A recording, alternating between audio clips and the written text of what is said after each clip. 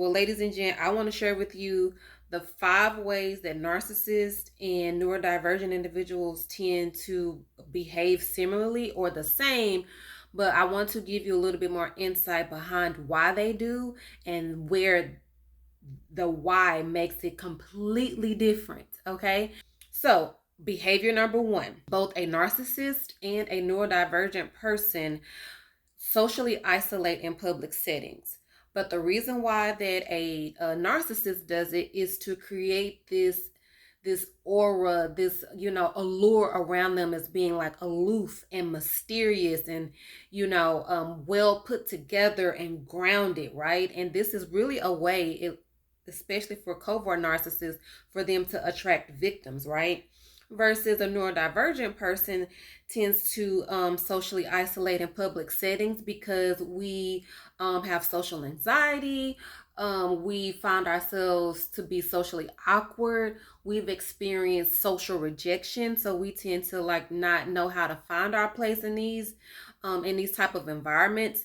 Some of us are okay with being in the corner with their mai tai and a small plate of hors d'oeuvres, being a social observer, and that's just as satisfying as interacting with someone in the group. Or you tend to just be off by yourself because you want to be in the environment but not of the environment, and that is equally satisfying for a lot of neurodivergent people. Number 2, consistent struggles with maintaining healthy interpersonal relationships. Both the narcissist and neurodivergent individuals tend to encounter this, right? Now, the reason why that the narcissist consistently has a struggle with maintaining healthy relationships is because they are transactional and conditional, and they are only in the relationships to get their needs met. It tends to be a very one-sided, the narcissist takes while you give type situation, right? Versus the neurodivergent person, the struggles and the struggles that we have in interpersonal relationships stem from the fact that we really don't have the self-knowledge of our own unique needs and what our limitations are when it comes to relationships. And so we are not able to effectively navigate. A lot of us can create them, but actually maintaining them over a longer period of time, we have some unique struggles with that. But from my experience, the more that we are able to learn about ourselves and what we really need and how we would like to show up in relationships, and actually our ability to show up in relationships allows us to choose those relationships that actually serves us. Number 3, emotional dysregulation. Both the neurodivergent individual and the narcissist tends to experience emotional dysregulation. Now, for the narcissist, this is selective emotional dysregulation. They have learned over a period of time that displaying very erratic, negative emotional behaviors gets their way, whether it's violence or extreme expressions of anger, throwing tantrums, yelling. However they're able to use their negative emotions in order to get their way, they will do that. For a neurodivergent person, our emotional dysregulation comes at the hand of overstimulation from our outside environment. The lights are too bright, the sounds are too loud, the smells of the environment are overwhelming, certain materials hitting our bodies and just setting our nervous system on fire. That is what is the cause a lot of times of our emotional dysregulation, and also not really knowing how to process our intense emotions, right? Number 4, both narcissists and neurodivergent individuals tend to have a persistent negative self-image and internal negative self-talk. Now, this particular challenge is not exclusive to neurodivergent or narcissists. Many people experience, a negative self-talk and a negative self-image. But what is interesting for narcissists is that the core of this narcissistic type mindset a disorder, if you're clinically diagnosed. But even if you act in narcissistic ways, this is because there is a deep rooted insecurity that a lot of them have, right? They feel like defeated and unaccomplished and just less than. And so that is like the catapult to the very destructive behavior that you see them tend to express towards other people and also towards themselves. But it is 100% ego driven due to deep insecurity, and then they project this negative self-image outward and harms the outer world because they're really suffering to a great extent on the inside. Okay, for neurodivergent people, our source of that persistent negative self-image is because our environments from our conscious memories of being in this world have been extremely negative. We've gotten feedback from many different types of individuals who have told us that we were inappropriate, we were too much, we were too little, we were weird, we were quirky, we were out of place, we were awkward. And this was mirrored back to us on a consistent and persistent basis for all of our lives. Consistent and persistent social rejection, right? Failed friendships, failed romantic relationships, just being mirrored back that we don't have a place in this world, that we're out of place, right? And so we tend to adopt all of that negative feedback that we get from our environment, and we tend to adopt that. Like, well, maybe I don't deserve meaningful relationships because I'm not like everybody else.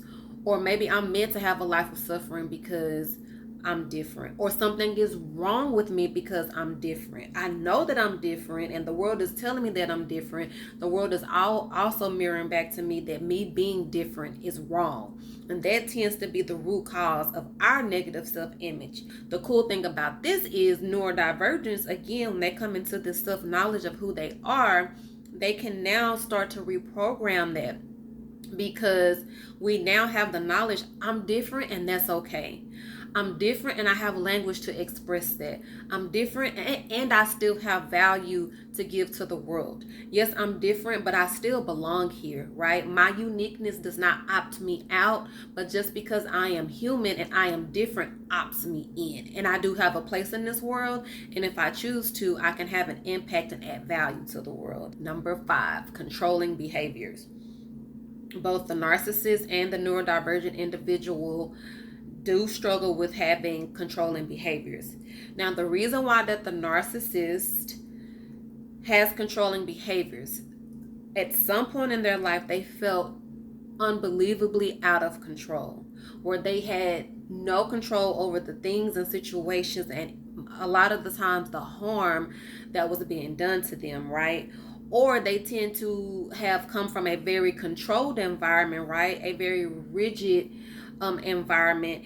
And so when they go out into the world, they still have to maintain that. They don't feel safe, right? They feel like their safety comes from controlling the people in their environment. And that's where the abuse aspect comes from, right? They want to control other people. They might want to control resources. They might be, hell bent on being on the top, so nobody is above them, so they don't have to answer to anybody, or nobody has the wherewithal and say so over them. You know what I mean? These will be the people who may be adamant about being a manager or an executive or an entrepreneur. The why of why they want to be in these positions is very important, right? They have deep trust issues, and they project that on the world outward, right? It's me against the world, right? I have to look out for myself because nobody else will.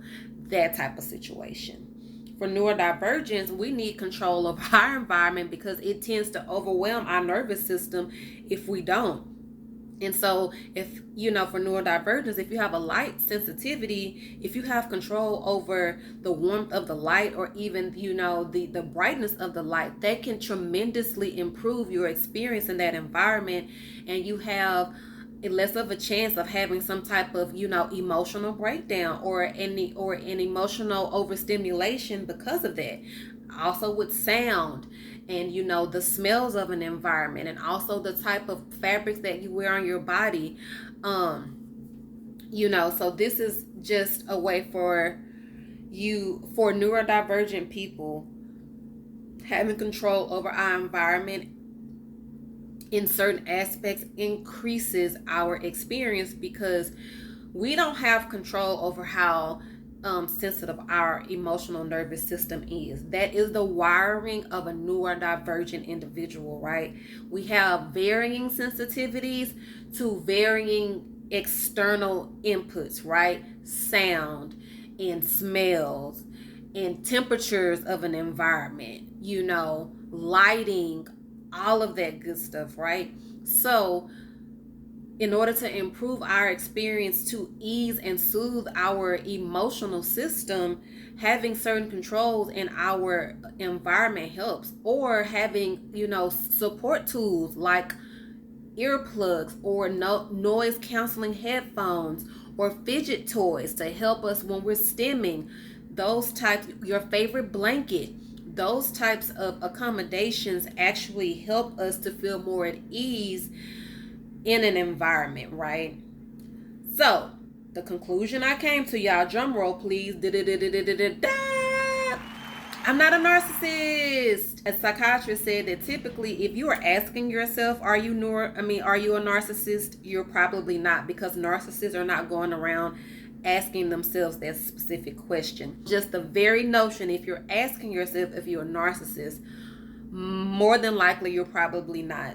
But hopefully this video today gives you a better understanding of that the behaviors are the same, but the intention and the why we do them are completely different. Okay, I hope you got value out of today's video. Until next time, you all take care. Bye.